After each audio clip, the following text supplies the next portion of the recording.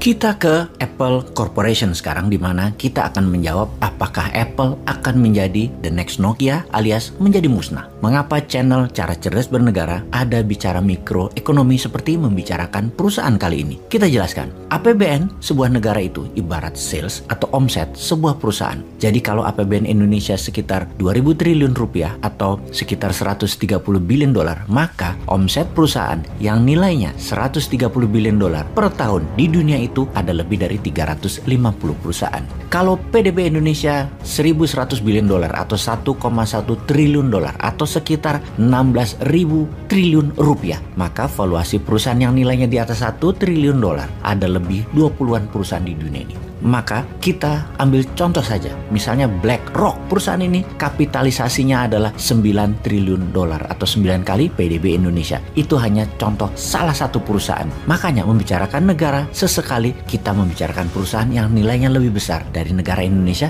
ya sah-sah saja kan. Video kali ini juga disponsori oleh Dinaran, aplikasi sistem pembayaran emas ke sesama akun Dinaran tanpa ada biaya apapun alias free. Anda bisa menukarkan emas Anda dengan produk yang ingin Anda beli dengan hitungan terkecil 0,01 gram. Emas adalah alat tukar terpercaya dan Dinaran adalah satu-satunya aplikasi tukar emas di Indonesia. Kita mulai dengan bicara negara kita, bicara GDP per kapita, juga bicara tentang PDB negara. Di mana Indonesia saat ini GDP per kapitanya adalah sekitar 4.250 dolar. Artinya rata-rata penduduk Indonesia pendapatannya setahun adalah 4.250 dikalikan 14.500 kali ini rupiah atau sekitar 60 jutaan rupiah per orang per tahun. Oh ya, penentu lain adalah indeks Gini rasio, di mana semakin besar angkanya semakin jauh jarak orang kaya dengan orang miskin, alias kalau rata-rata penduduk Indonesia 62 juta rupiah pendapatan satu tahunnya, kalau Gini rasionya besar, maka ada pendapatan yang cuma 5 juta setahun alias nggak sampai 1 juta rupiah sebulan, ada yang 120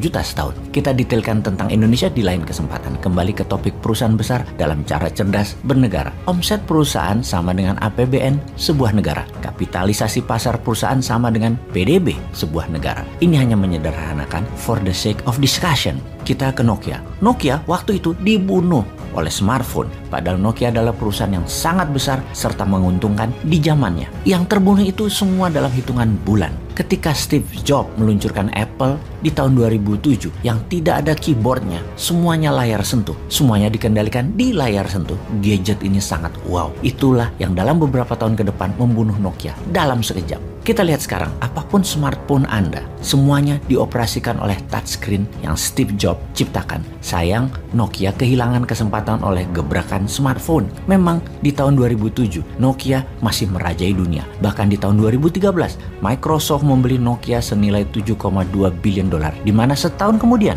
Microsoft menjual kembali Nokia ke Foxconn dengan nilai hanya 350 juta dolar saja. Niat Microsoft mengambil nama dan jaringan Nokia ternyata doesn't work. Di sisi lain, semenjak Steve Jobs kembali ke Apple, Apple menjadi perusahaan yang menguat, yaitu dari tahun 1996 hingga 2016. Apple meningkat dari perusahaan yang nilai 30 billion dolar menjadi 250 billion dolar di tahun 2016. Cerita jatuhnya Nokia, bangkitnya smartphone saga Apple adalah cerita di banyak sekolah bisnis yang fenomenal. Cerita ini membuat banyak entrepreneur bermimpi ingin menjadi seperti Apple. Salah satu perusahaan yang saat ini nilainya 2.000 billion dolar itu Apple tersebut, dan ini nilainya lebih besar dari PDB seperti negara Indonesia, Italia, Brazil, Kanada, Rusia, Korea Selatan, Australia, Spanyol, dan banyak negara lainnya. Bahkan nilai Apple sungguh lebih tinggi dari nilai beberapa negara di dunia ini. Bahkan ya, free cash-nya Apple senilai 138 billion dolar. Itu lebih banyak dari cadangan devisa beberapa negara di Eropa dan puluhan negara Afrika, Asia, Amerika Latin lainnya. Pertanyaan berikutnya, jangan-jangan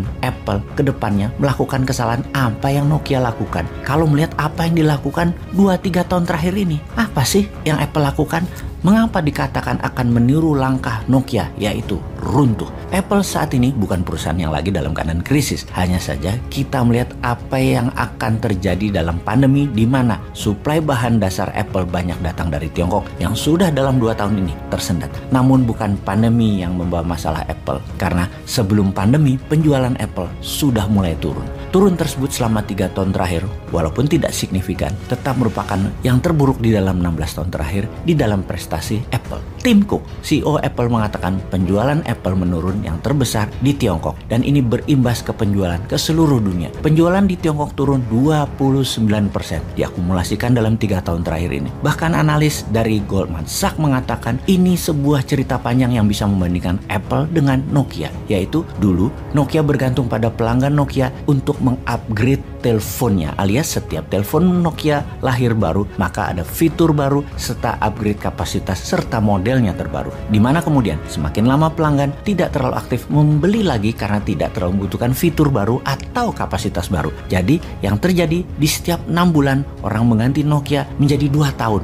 bahkan baru ganti teleponnya lebih dari 2 tahun. Inilah yang terjadi sekarang. Orang semakin kesini semakin lama mengganti gadgetnya karena merasa semua fiturnya ada dan masih handal. Pelanggan semakin memilih memperbaiki ketimbang mengganti kalau ada masalah di gadgetnya. Dulu di awalnya, iya, asal Nokia terbit baru orang beli, di akhirnya tidak. Demikian juga saat ini terjadi di Apple. Inilah mengapa penjualan telepon Apple yang baru tidak semeriah dulu, di mana puncaknya adalah di iPhone 9, 10 di tahun 2017-2018.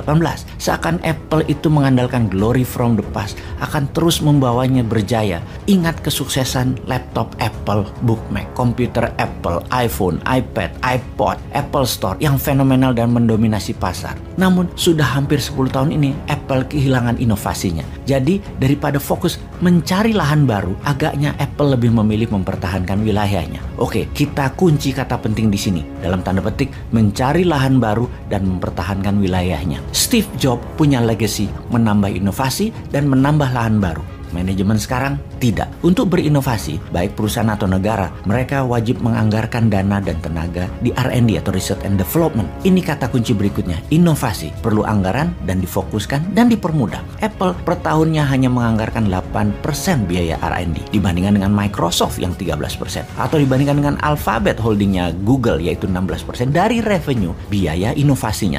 Apple ketinggalan jauh dalam 10 tahun terakhir yang hanya fokus di jualan. Lalu di dalam mencari lahan baru, bukan selalu pasar yang dilebarkan. Salah satunya yang terbaik adalah mengakuisisi perusahaan baru yang menciptakan produk baru yang segar atau supplier diakuisisi, mitra-mitra dagang juga untuk di merger. Dan Apple juga lambat dalam hal ini. Buktinya Apple hanya mengeluarkan 2% dari free cash flow-nya sejak 2012 di dalam melakukan merger akuisisi ini. Terakhir, Apple mengandalkan brand, nama mereka. Kesannya kalau membeli produk Apple, Anda berada dalam level sosialita teratas. Namun ternyata generasi milenial dan zilenial tidak melihat itu di Apple. Juga sisi buzz atau pembicaraan di sosial media dibanding terakhir yaitu Apple 5 hingga saat ini. Suara noise di Google turun jauh hingga separuhnya dibanding 10 tahun yang lalu. Lalu demi meningkatkan profit, seri Apple terakhir tidak menyertakan earbud dan charger lagi, yang ternyata membuat pembeli kecewa karena separuh pembeli Apple tetap